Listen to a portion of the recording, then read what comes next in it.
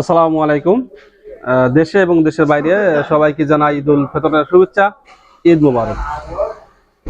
তো আমার অনেক ভাই, অনেক বন্ধু যারা আছে, আত্মীয় স্বজন, পাড়া প্রতিবেশী অথবা অনেক পরিচিত মানুষ, তারা অনেকে জানতে চেয়েছে যে ভাই, আহ, এখন বর্তমানে তো মধ্যপ্রাচ্যের অবস্থা খুব একটা ভালো না, আবার ঈদের দিন, তো আপনাদের ঈদটা কেমন যাবে, কেমন কাটতেছে, এ বিষয়ে অনেকে আর কি আমাকে কমেন্ট করছে, মেসেজ করছে।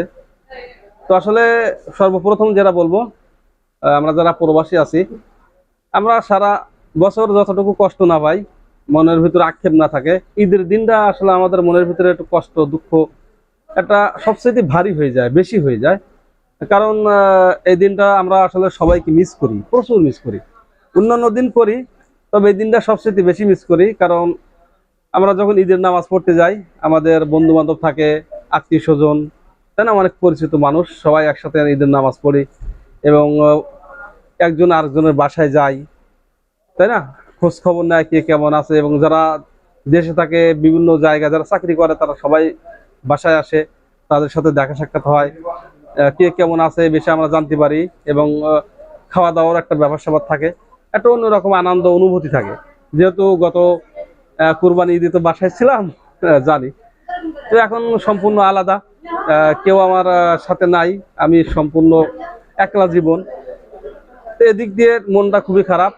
প্লাস মধ্যপ্রাচ্যের অবস্থা আপনারা সবাই জানেন, যে ইরানের আশেপাশে যে দেশগুলো আছে এবং যে সমস্ত দেশে আমাদের মানে আমেরিকান, আমাদের বলা ভুল, আমেরিকান সেনাবাহিনী আছে, ওই সমস্ত দেশে তো ইরান মাঝে মাঝে মানে হামলা চালাচ্ছে, আমরা দেখতে পাচ্ছি বিভিন্ন মিডিয়ার মাধ্যমে। যেমন দুবাই, সৌদি, ওমান, কাতার, কুয়েত এবং আরো অনেক দেশ আছে। তো এই দেশে আসলে আমাদের বাংলাদেশি সবচেয়ে বেশি, মানে এশিয়ার ভিতরে আমাদের বাংলাদেশি ভাইরা প্রবাসী বেশি, ইউরোপে অনেক কম। তো সকল বাংলা প্রবাসী ভাইদেরকে বলবো আপনারা সতর্ক থাকবেন।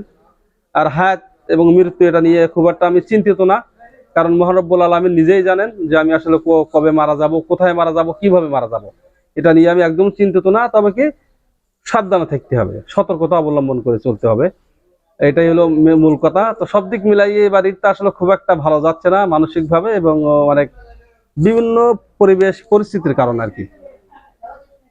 তো যাই হোক, যারা আমার এই ভিডিওগুলো দেখবেন, সবাই আমার আমার জন্যই, এবং আমরা যারা দেশের বাইরে আছি, প্রবাসী আছি, আমাদের জন্য সবাই দোয়া করবেন।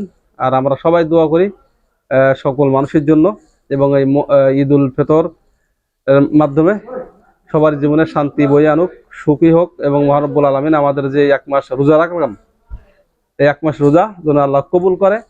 আর আপনার বাড়ির আশেপাশে যদি কোনো এমন ব্যক্তি থাকে যে তার আসলে কেনাকাটা করার মতো সামর্থ্য নাই, তাহলে আপনি যদি পারেন, আপনার যদি সামর্থ্য থাকে, অবশ্যই তাদেরকে একটু সহযোগিতা করবেন। কারণ এই মাসটা খুবই গুরুত্বপূর্ণ মাস, রমজান মাস আমরা পার করলাম। তো আগামীতে যেন আমরা আবার সবাই সুস্থভাবে রমজান মাস পালন করতে পারি। এবং এর ভিতরে যদি আমরা কেউ মারা যাই, অনেকে মারা যাব, তবে আমরা যেন সবাই ইমানের সাথে সঠিক পথে থেকে, ইসলামের পথে থেকে যেন আমরা মৃত্যুবরণ করতে পারি। সবাইকে ভালো থাকবেন, সবাইকে আবার ঈদ মোবারক জানাই। আসসালামু আলাইকুম ওয়া রাহমাতুল্লাহি ওয়া বারাকাতুহু।